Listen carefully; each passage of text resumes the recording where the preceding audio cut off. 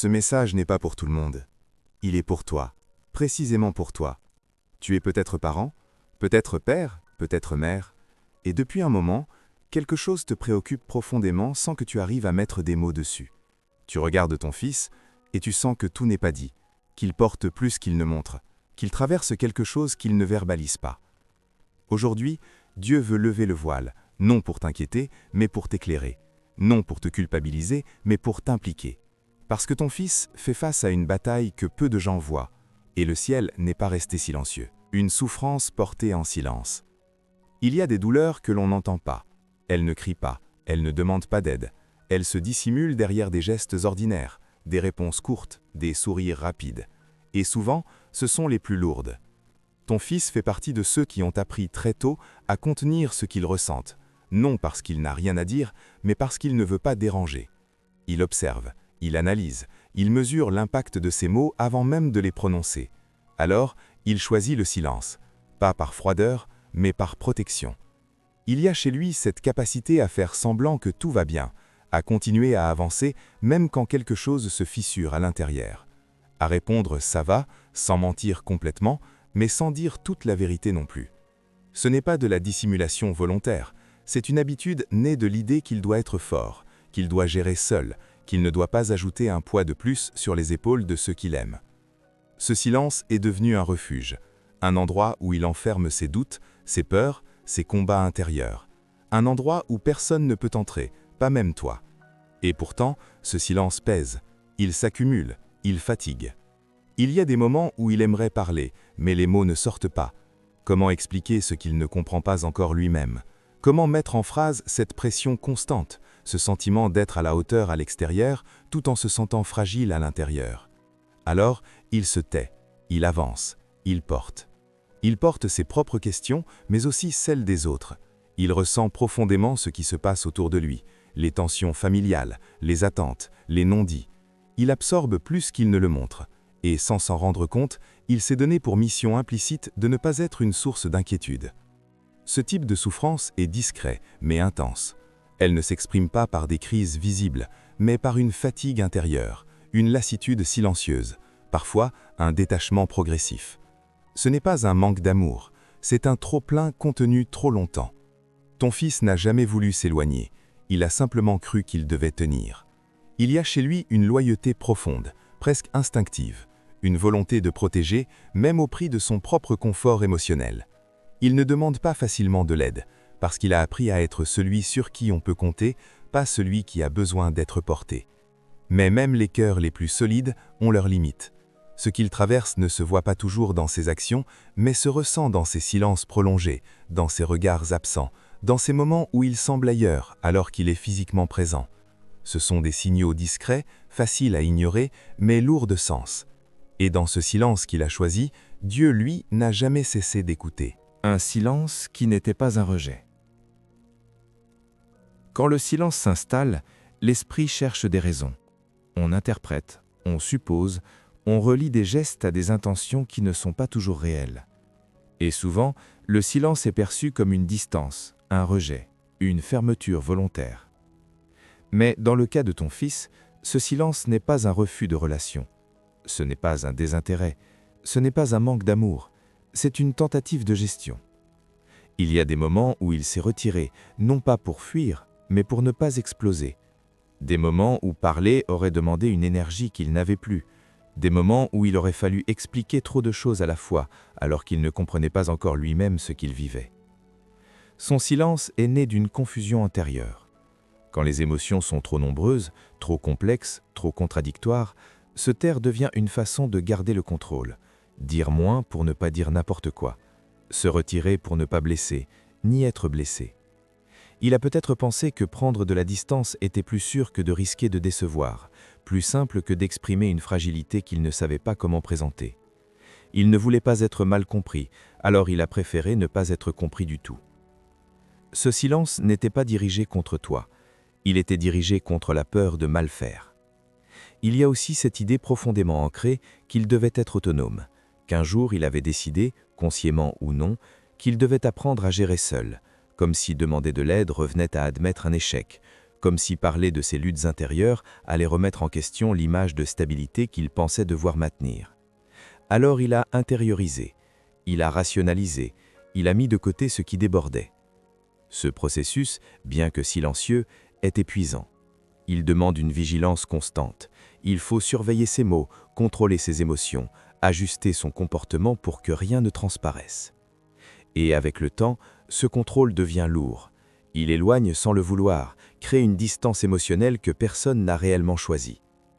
Mais ce retrait n'est jamais total. Même silencieux, il reste attaché. Même distant, il observe. Même fermé, il ressent. Il est encore là, présent à sa manière. Il écoute plus qu'il ne parle. Il capte les atmosphères, les tensions, les attentes. Il ressent quand quelque chose ne va pas, même sans qu'on le lui dise. Et souvent, ce qu'il garde en lui est une accumulation de choses qu'il n'a jamais osé poser à l'extérieur. Comprendre cela change le regard. Cela permet de voir le silence non comme une barrière, mais comme un signal. Un signal qu'il y a trop à l'intérieur. Un signal qu'il a besoin d'espace, pas de pression. Un signal qu'il n'a su comment demander autrement. Ce silence n'a jamais été une rupture, c'était une pause, maladroite et lourde, dans une relation qu'il n'a jamais cessé de considérer comme importante. Dieu a tout vu, même ce qui était caché. Il y a des combats que personne ne remarque. Des luttes qui se déroulent loin des regards, dans le secret des pensées, dans le silence des nuits, dans ces instants où l'on se retrouve seul avec soi-même. C'est souvent là que l'on croit être invisible. Mais ce lieu, Dieu le connaît intimement. Même quand ton fils n'a rien dit, Dieu entendait. Même quand il souriait en surface, Dieu voyait au-delà. Rien n'a été dissimulé au regard du ciel. Chaque nuit difficile, chaque soupir retenu, chaque moment où il a dû se convaincre de continuer à avancer malgré la fatigue intérieure, tout cela a été vu. Dieu n'observe pas de loin, il est présent dans l'invisible, attentif à ce qui échappe aux autres. Il y a une différence entre être seul et être abandonné. Ton fils a parfois été seul. Il n'a jamais été abandonné. Dieu était là quand il ne trouvait pas les mots pour prier. Là quand ses pensées tournaient sans cesse. Là quand il se demandait pourquoi certaines choses semblaient si lourdes sans raison apparente. Même dans les moments de doute, même dans les instants de confusion, la présence divine ne s'est jamais retirée. Ce que les autres n'ont pas compris, Dieu l'a accueilli. Ce que ton fils n'a pas osé dire, Dieu l'a reçu. Il y a des larmes qui ne coulent pas, mais qui brûlent à l'intérieur. Des douleurs qui ne se manifestent pas par des cris, mais par une fatigue de l'âme. Dieu reconnaît ces formes de souffrance. Il ne demande pas qu'elles soient expliquées pour être légitimes. Le silence de ton fils n'a jamais été un obstacle à la communication avec Dieu. Au contraire, ce silence est parfois devenu un langage fait de soupirs, de regards vers le ciel, de pensées lancées sans formulation claire. Et Dieu comprend ce langage. Il n'y a pas eu de moment où Dieu s'est dit « je ne vois pas ». Il n'y a pas eu de moment où il s'est détourné. Dans ce processus caché, quelque chose s'est construit lentement. Pas dans la précipitation, pas dans le bruit, mais dans la profondeur. Dieu travaille souvent là où personne n'applaudit, là où il n'y a pas de reconnaissance immédiate, là où la foi se vit sans témoin. Ton fils a été tenu quand il aurait pu tomber, protégé quand il ne s'en rendait même pas compte. Certaines choses auraient pu le briser, mais elles ont été contenues, non parce qu'il était plus fort que tout, mais parce qu'une main invisible a posé des limites. Dieu n'a pas seulement observé, il a accompagné. Chaque étape, chaque ralentissement, chaque détour apparent faisait partie d'un regard plus large. Ce qui semblait confus pour ton fils avait un sens plus profond du point de vue divin. Même les moments où rien ne semblait avancer étaient des temps de stabilisation intérieure. Et pendant que le monde continuait sans remarquer ce qui se passait en lui, Dieu préparait quelque chose dans le secret. Pas une exposition immédiate, mais une solidité intérieure. Pas une récompense instantanée, mais une construction durable. Ce qui a été caché aux yeux humains n'a jamais été caché à Dieu. Il y a des batailles qui ne laissent aucune trace extérieure. Pas de bruit, pas de témoins, mais leurs effets se font sentir profondément. Ton fils est engagé dans une lutte que peu de gens perçoivent. Ce n'est pas toujours une bataille contre des circonstances visibles, mais contre une pression constante, subtile, qui agit de l'intérieur. Une tension qui s'installe sans prévenir et qui s'accroche, même quand tout semble calme autour.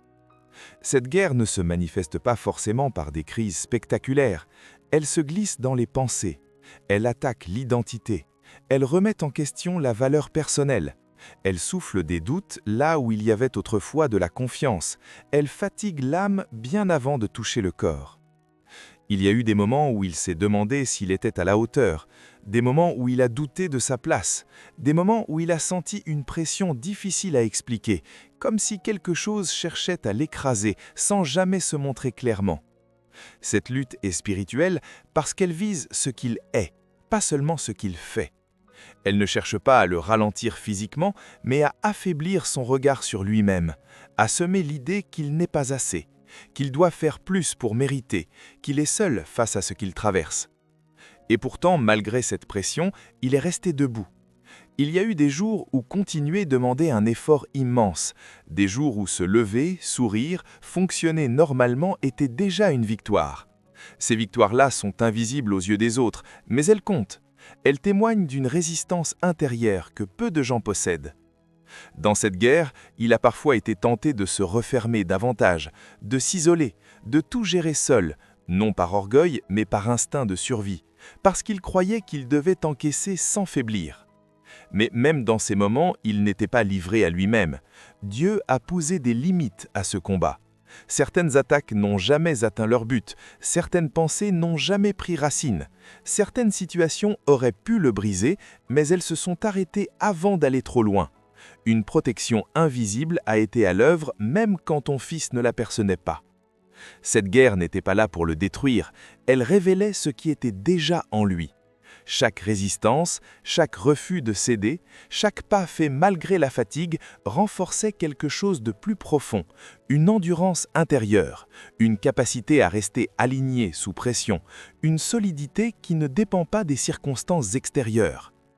Il a appris à avancer sans comprendre entièrement ce qui se jouait, à tenir bon même quand les repères semblaient flous, à continuer sans avoir toutes les réponses. Et dans cette obscurité partielle, sa foi a été éprouvée, non comme une théorie, mais comme une expérience vécue. Cette guerre invisible n'a jamais été un signe de faiblesse, elle a été la preuve qu'il y avait quelque chose de précieux à protéger. Car on n'attaque jamais ce qui n'a aucune valeur. Le rejet et l'incompréhension ont fait partie du parcours.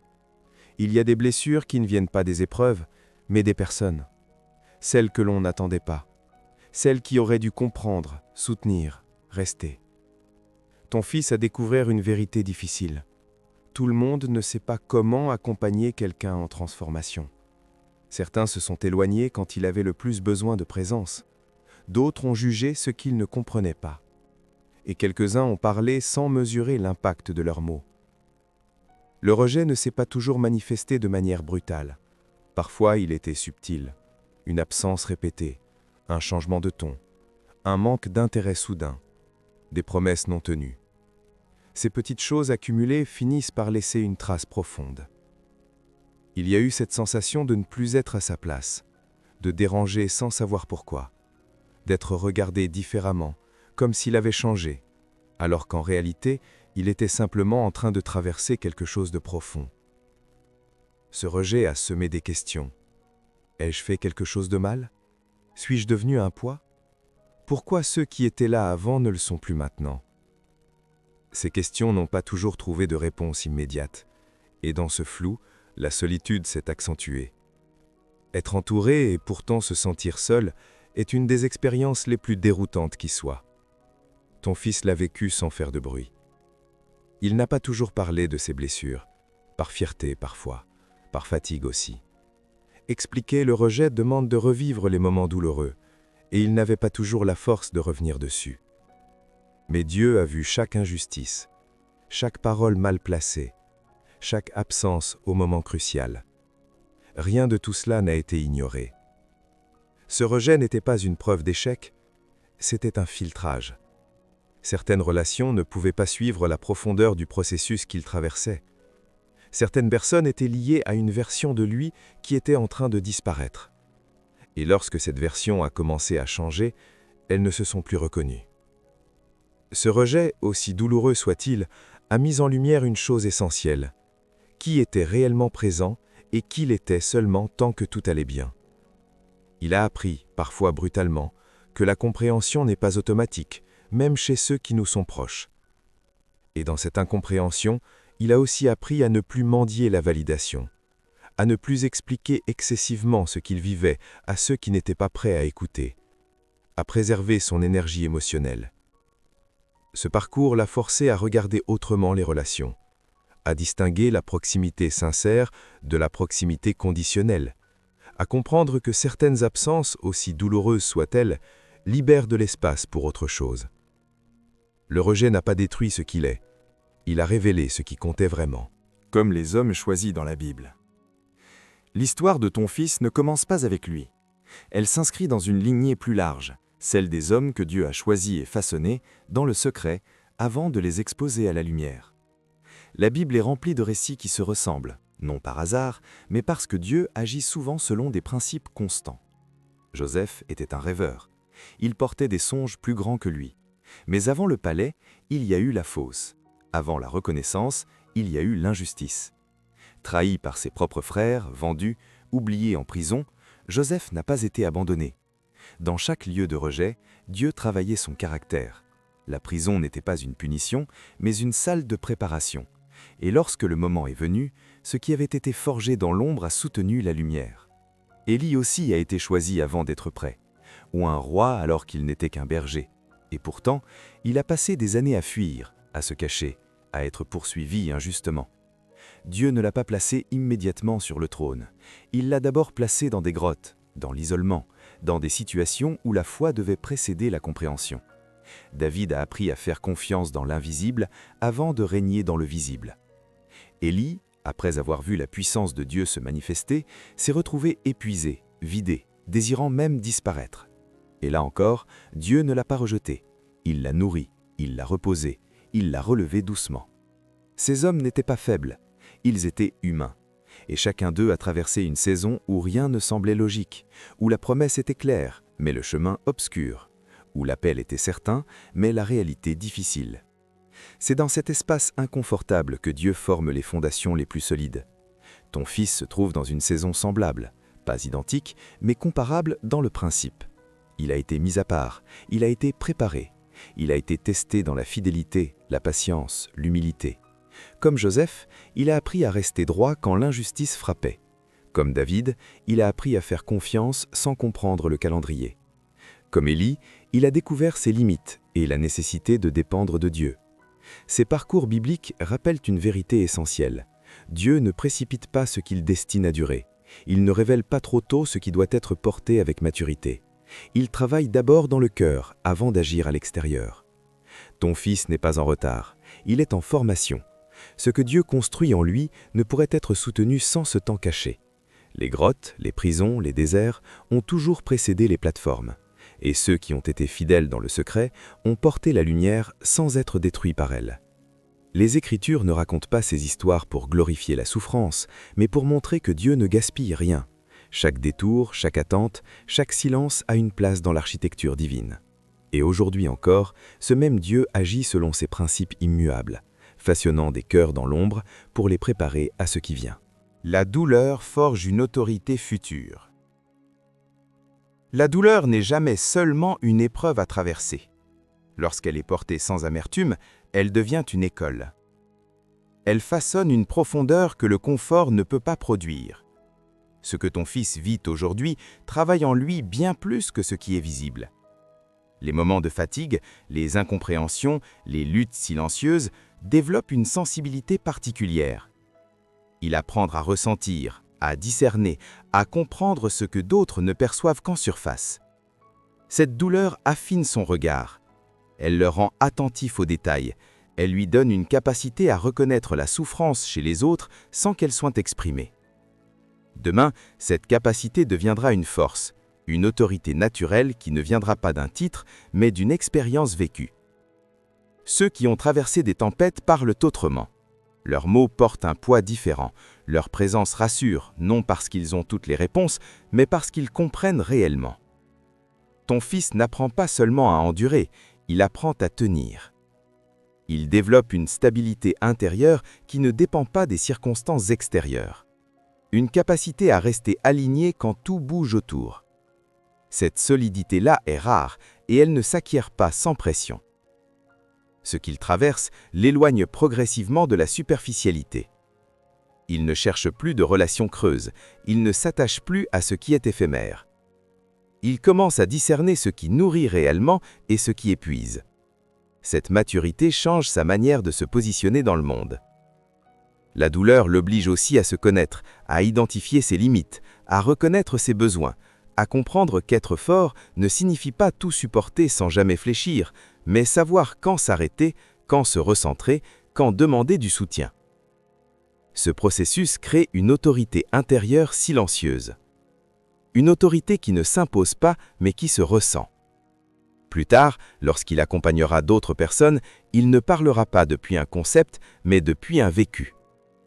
Il saura écouter sans juger, il saura rester présent sans minimiser, il saura soutenir sans dominer. Parce qu'il aura appris ce que signifie être vulnérable sans être brisé. Cette autorité future ne sera pas spectaculaire, elle sera stable. Elle ne cherchera pas à impressionner, mais à élever. Elle attirera naturellement ceux qui cherchent de la profondeur, de la vérité, de la cohérence. Et pendant que d'autres se construisent sur l'image, ton fils se construit sur l'essentiel. Pendant que certains évitent la douleur à tout prix, il apprend à la traverser sans se perdre. Cette différence marquera toute sa trajectoire. Ce que Dieu fait en lui aujourd'hui dépasse largement l'instant présent. Chaque pas difficile, chaque remise en question, chaque moment de solitude devient un matériau de construction. Rien n'est gaspillé. Cette douleur n'éteint pas son appel. Elle le clarifie. Et dans ce façonnage progressif, quelque chose de solide, de fiable et de profondément humain est en train de prendre forme, prêt à soutenir bien plus que ce qu'il peut encore imaginer. Ton rôle est essentiel dans ce processus. Dans ce que ton fils traverse, ta place est unique. Personne ne peut l'occuper à ta place. Tu n'as pas été appelé à être parfait, ni à avoir toutes les réponses. Tu as été appelé à être présent, de manière simple, constante, vraie. Il n'a pas besoin d'un discours bien construit, il n'a pas besoin d'analyses répétées. Il a besoin de sentir que ta présence ne dépend pas de son état. Parfois, la plus grande aide que tu peux offrir, c'est le silence partagé.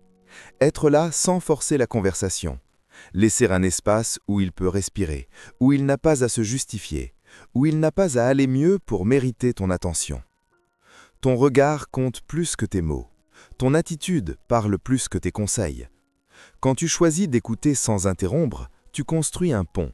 Quand tu accueilles ce qu'il dit sans chercher immédiatement à corriger ou à minimiser, tu deviens un refuge. Ce type de présence apaise. Elle désarme les défenses. Elle ouvre progressivement ce qui était fermé.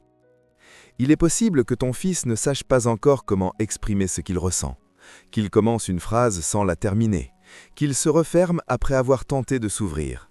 Ces hésitations ne sont pas des échecs, elles sont des essais, et chaque essai mérite patience et douceur.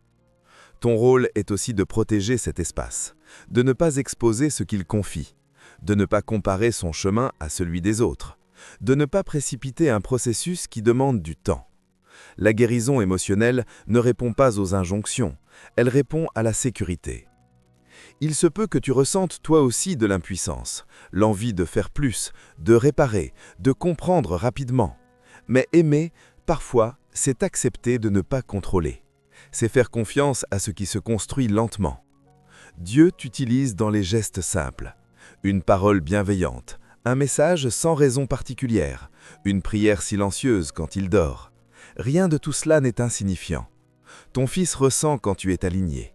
Il perçoit quand ton amour est stable, même s'il ne le verbalise pas. Cette constance devient une ancre dans les moments où tout semble instable à l'intérieur de lui.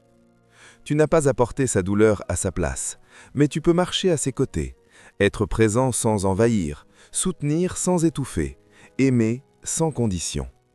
Et dans cette posture, quelque chose se transmet sans mots, une sécurité profonde, la certitude qu'il n'est pas seul, que quelqu'un reste même quand le processus est long, même quand les réponses tardent. Cette présence fidèle est un instrument puissant. Elle prépare le terrain pour ce que Dieu est en train de restaurer. Elle accompagne sans forcer, elle soutient sans diriger. Et souvent, c'est dans cet espace calme, respecté et protégé que les choses commencent à se dire, lentement, sincèrement, au rythme que le cœur peut le supporter.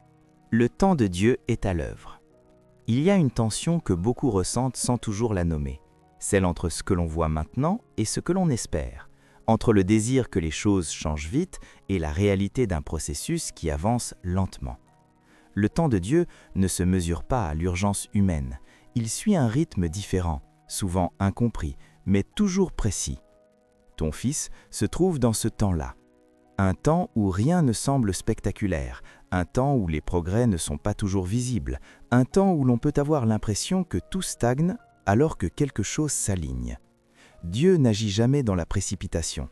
Ce qui est fragile peut être assemblé rapidement, mais ce qui doit porter du poids, ce qui doit durer, demande du temps. Le silence, l'attente, les détours apparents font partie de cette construction. Il est naturel de vouloir que la souffrance cesse vite, de souhaiter des réponses claires, des signes immédiats, des changements visibles. Mais le temps de Dieu travaille souvent en profondeur avant de se manifester à la surface. Il stabilise avant de révéler. Il prépare avant d'exposer. Ce temps peut sembler inconfortable. Il confronte à l'impatience, à l'incompréhension, parfois même au découragement. On se demande si quelque chose avance réellement, si les prières sont entendues, si l'effort intérieur a un sens. Mais ce que l'on ne voit pas n'est pas inactif. Il y a des racines qui poussent dans l'obscurité, des fondations qui se posent hors du regard, des ajustements intérieurs qui demandent du calme et de la répétition. Ton fils n'est pas en pause, il est en maturation. Chaque jour où il tient, même sans éclat, compte. Chaque moment où il choisit de ne pas céder au découragement construit quelque chose de solide.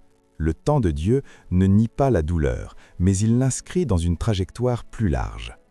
Ce temps apprend aussi la confiance. Faire confiance sans tout comprendre, avancer sans maîtriser le calendrier, accepter que certaines réponses arrivent plus tard, non parce qu'elles sont refusées, mais parce qu'elles doivent être reçues au bon moment. Dans la Bible, les promesses ne se réalisent presque jamais immédiatement. Il y a toujours un espace entre l'annonce et l'accomplissement. Cet espace n'est pas vide, il est formateur. Il prépare le cœur à porter ce qui vient sans être écrasé par son poids. Ton fils apprend dans ce temps-là, à respirer sans certitude totale, à continuer sans validation immédiate, à espérer sans s'accrocher à une date. Et toi aussi, tu es invité à entrer dans ce rythme différent, à ne pas mesurer la progression uniquement par des résultats visibles, à reconnaître que certaines transformations sont lentes parce qu'elles sont profondes. Le temps de Dieu n'est jamais un retard, il est un alignement. Même lorsque rien ne semble bouger à l'extérieur, quelque chose s'ordonne à l'intérieur. Et ce travail silencieux prépare une suite qui ne pourra tenir que parce qu'elle aura été patiemment construite étape par étape, dans un temps qui dépasse l'urgence, mais qui respecte la vérité du cœur. Ce qui était caché devient révélation. Il arrive un moment où ce qui a été contenu trop longtemps commence à chercher l'air libre, pas dans la précipitation, pas dans le chaos, mais avec une clarté nouvelle. Ce que ton fils a porté en silence n'était pas destiné à rester enfoui indéfiniment. Il y a des saisons où le secret protège et d'autres où le secret étouffe. Dieu connaît la différence, et quand le temps est juste, il permet que ce qui était caché commence à se dire, à se comprendre, à se transformer. Cette révélation ne se fait pas d'un seul coup, elle n'arrive pas comme une explosion, elle ressemble davantage à une lumière qui s'allume progressivement. Ton fils commence peut-être à mettre des mots là où il n'y en avait pas, à reconnaître ce qu'il ressent sans se juger, à voir son propre parcours avec plus de douceur. Ce regard nouveau change tout. Il ne nie pas la douleur passée, mais il lui donne un sens. Ce qui était confus devient lisible, ce qui était lourd devient partageable, ce qui était subi devient intégré. La révélation n'expose pas pour humilier, elle révèle pour repositionner. Elle permet de comprendre pourquoi certaines choses ont été nécessaires, pourquoi certains détours n'étaient pas des erreurs, pourquoi certaines pertes ont libéré un espace indispensable. Ton fils ne sort pas de ce processus comme quelqu'un qui a simplement survécu. Il en sort avec une conscience plus claire de qui il est, de ce qu'il peut porter, de ce qu'il n'acceptera plus. Cette clarté transforme sa manière de se tenir, de parler, de choisir. Il n'a plus besoin de se justifier constamment. Il n'a plus besoin de se cacher derrière des rôles. Il commence à habiter pleinement ce qu'il est. Ce repositionnement est intérieur avant d'être visible. Il se manifeste dans les décisions, dans les limites posées sans agressivité, dans la capacité à dire oui avec discernement et non sans culpabilité, dans une paix plus stable, même quand tout n'est pas encore résolu. Ce que Dieu révèle ne fragilise pas, cela stabilise. Les personnes autour peuvent commencer à percevoir un changement, pas nécessairement spectaculaire, mais réel. Une présence plus ancrée, une parole plus posée, une cohérence nouvelle entre ce qu'il ressent et ce qu'il exprime. Ce changement n'est pas le fruit d'un effort forcé, mais d'un alignement progressif. Ce qu'il était vécu comme une épreuve devient une ressource intérieure, une mémoire transformée, un socle. Ton fils n'oublie pas ce qu'il a traversé, mais il n'en est plus prisonnier. Il peut regarder en arrière sans être aspiré par la douleur. La révélation permet aussi de transmettre autrement. Ce qu'il a appris, il pourra un jour l'offrir, pas sous forme de leçon, mais de présence, pas comme une réponse toute faite, mais comme un accompagnement sincère. Ce qui était caché n'était pas inutile, ce qui était silencieux n'était pas vide. Tout converge maintenant vers une compréhension plus large où chaque étape trouve sa place et où l'histoire, autrefois fragmentée, commence à s'unifier sans se renier. Un chemin qui continue. Si tu es encore là à cet instant, ce n'est pas un hasard. Ce message n'est pas simplement une suite de mots, c'est une rencontre, une résonance intérieure. Quelque chose en toi a reconnu ce qui a été dit parce que cela touche une réalité que tu connais déjà. Peut-être as-tu pensé à ton fils, peut-être t'es-tu reconnu dans certaines paroles, peut-être as-tu senti une paix ou au contraire une émotion que tu n'avais pas anticipée. Quoi qu'il en soit, sache une chose, Dieu n'a rien perdu de ton histoire. Rien n'a été inutile, rien n'a été oublié. Ce que tu as entendu aujourd'hui est une invitation à continuer à marcher avec confiance, même si tout n'est pas encore clair. Si ce message t'a parlé, prends un instant pour liker cette vidéo. Ce simple geste permet à d'autres personnes qui traversent des situations similaires de recevoir elles aussi cet encouragement. Abonne-toi à la chaîne si tu souhaites continuer à recevoir des messages de foi, de réconfort et de clarté spirituelle. Ici, chaque contenu est pensé pour nourrir l'âme, fortifier le cœur et accompagner ceux qui avancent parfois dans le silence. Et surtout, laisse un commentaire, un mot, une prière, un Amen. Écris ce que ce message a éveillé en toi, non seulement pour toi-même, mais aussi pour ceux qui liront et se sentiront moins seuls en découvrant ton témoignage. Continue d'avancer avec douceur, continue d'espérer avec patience. Dieu est à l'œuvre, même quand tu ne vois pas encore tout. Ce chemin ne s'arrête pas ici, il se poursuit, pas à pas, porté par la fidélité de celui qui voit dans le secret et qui révèle au bon moment.